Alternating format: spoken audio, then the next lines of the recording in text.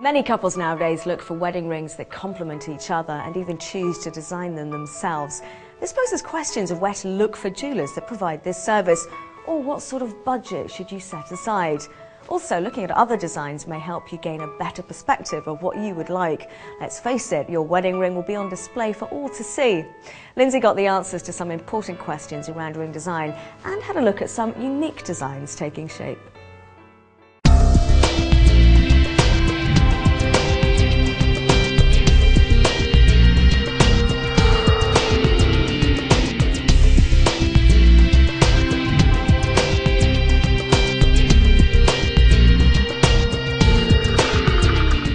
We're here at JF Coley Goldsmiths in Falkirk with Stephen Coley. Stephen, how are you? I'm fine, thanks. First thing I want to ask, is it becoming more and more popular for couples to have their wedding rings designed? Yes, we're finding that recent trends, customers are paying more attention and getting more personalised jewellery made, especially wedding rings. Are you finding any trends with the designs nowadays? I would say definitely ladies are going for more diamond studded pieces, and we're also finding gents are going for more white gold, sometimes platinum, and I'd say a lot more diamond studded again. So what kind of budget ranges are there for wedding rings these days? We go extremes. We can either go customers bring their own material, which we melt down personal sentimental pieces of gold, turn it into a ring they designed, from probably £150 to obviously top of the range platinum, which depends what size of diamonds you put in. It could be from £600 upwards. So you're saying that diamonds are more popular than other stones. On diamonds in general, what should they be looking for? What I always try to recommend a customer, don't go for size, go for quality. Don't try and go for a big stone, go for a smaller stone, better quality. Where do you buy your diamonds from? Mostly Antwerp, but also from a few other different sources, different suppliers. Although you mentioned that diamonds are the most popular stones, do you keep a stock of other unique stones? Yes, we keep a big selection of basically any stone you can think of. We've got sapphires, rubies, emeralds, your most common, popular, expensive stones we could say, like the ruby has got the hardness in it, the emerald obviously customers go for they like the colour, they like the brilliance of it, and sapphire again for the hardness. We do keep other stones, tanzanites, savarites, and we also buy in a selection of rough opal which we polish ourselves. The opal is a wee bit unique because we buy it in as black and then we polish it ourselves. Now, if a couple were to come in and they were looking to design their wedding rings, can you just take me through the process from the initial consultation? First of all, the customers will come in. Sometimes they can make an appointment. If not, they can just come through the door, meet myself or my brother. From there, we'll normally check the lady's engagement ring. We'll get ideas what she's looking for. Sometimes she'll want it keyed in. Sometimes she'll just want a plain band. Sometimes she'll want to go two-tone, different colours of gold, maybe red gold, white gold. Sometimes it'll be platinum. From there, I'll sketch out ideas with the help of the customer, and then we'll go ahead with the process after we've decided what metals to be used. How do you decide what their wedding ring's going to look like? What is the process from there on? Well, what we do is we sit down with the customer, one-to-one with the customer. At the end of the day, they have the final decision. But if they've got a complex ring, we might have to go a different process. It's a new CAD, computerised design package. What we do there is we'll sit again, start off with a pencil, get a rough idea, and then we'll go into the computer, do some computerised images. We'll then ask the customer to come back, probably in a week's time. It does take a wee bit longer, but then we can get some precise, detailed drawings for them. After we've done the initial sketch and we've done the computerised drawing, the customer come back and check they're happy with the design, and then we'll go into the next process of making up the CAD resin. This is a CAD resin here. From that process, again, we've now finalised it with the customer. They're happy with it. They've seen it in three-dimensional and at a resin form. The next stage from that is we now cast it. There's two ways we do: either cast it in silver if we're still not sure if the customer is delighted with the design before we go into cast it in platinum. We'll get the customer back in to check out they're happy with that. If everything's fine, we'll then cast it in platinum, and from then on we'll finish it off and set the diamond.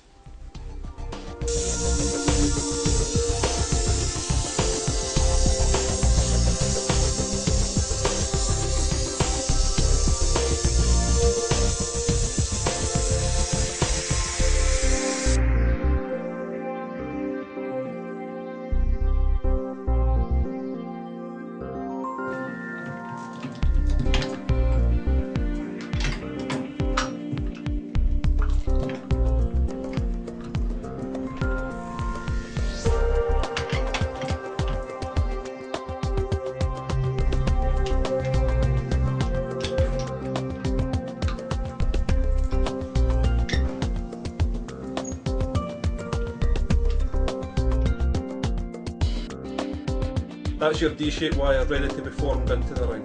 So Gordon, what are you about to produce now? Well, basically I'm making a 6mm gold, 18 carat white gold wedding band, and I've got to anneal it now to soften the gold so that it's workable.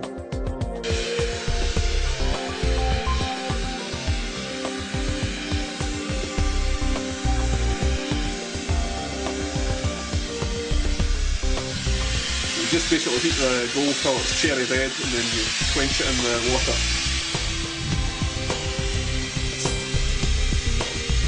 So does the heating process actually happen frequently throughout the whole cycle? Well, you've got to keep annealing the metal to keep it workable, or it would start splitting and cracking, and basically I'm just forming the ring now with the pliers.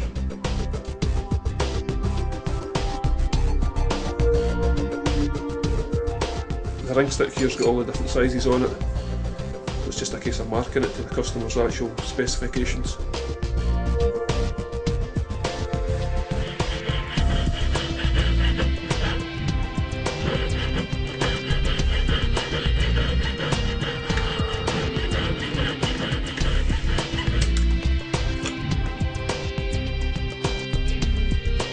Right, I'm just going to basically mark the ring to the correct size.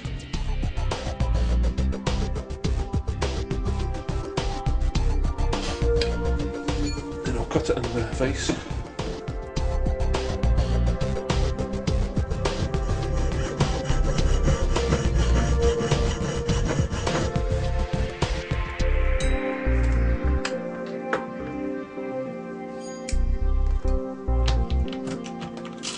That's the actual ring formed, just ready to be soldered.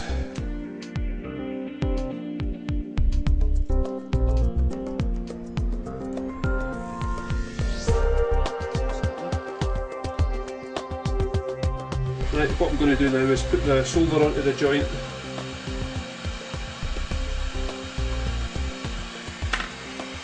And we'll solder the ring.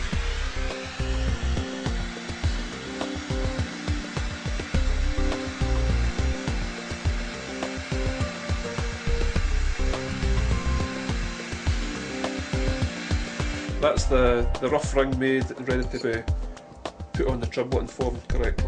And I'm going to form it to the correct circular shape on the ring stick.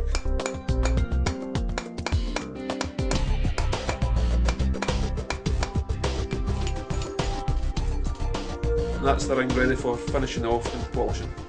This is the next process, which is filing down the imperfections on the actual ring blank, just to get it to a smooth state ready for finishing off. I'm just taking off the excess solder that's on the ring.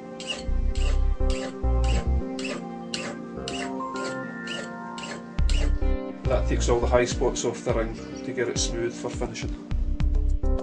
Well, this is the process to remove the file marks from the ring. We use varying grades of emery paper, obviously starting with the roughest first down to the finest grade. You see the file marks get removed. Then we'll move on to the next grade of paper and go the opposite direction. And that takes off the scratches from the roughest paper.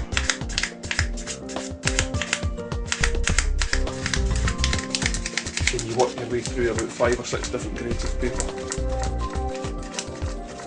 And that's the ring finished with the emery paper ready for polishing. This ring's to get a line cut onto the outside of it, and then we're going to set a diamond into the band.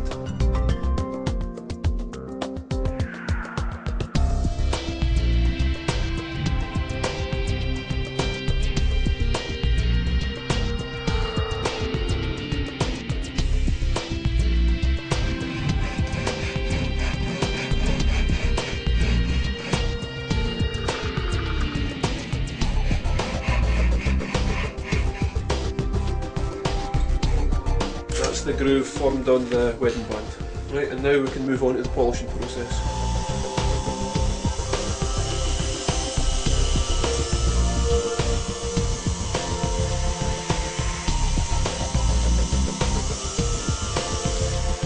We're going to set a 0.13 of a carat diamond in the band here, so I'm just going to start by drilling the hole to take the diamond.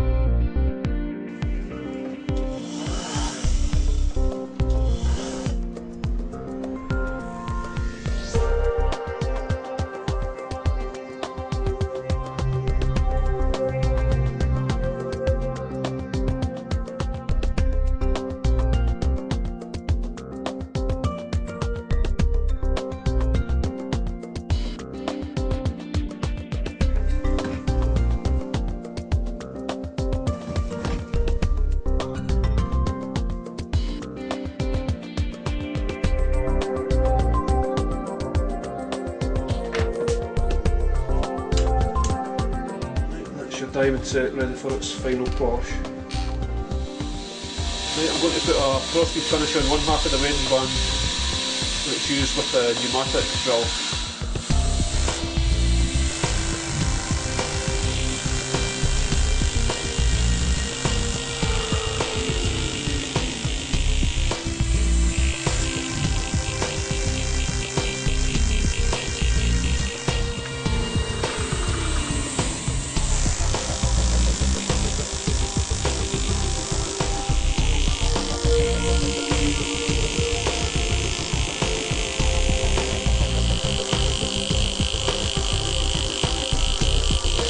That's the ring finished, half polished, half frosted finish, set with a diamond.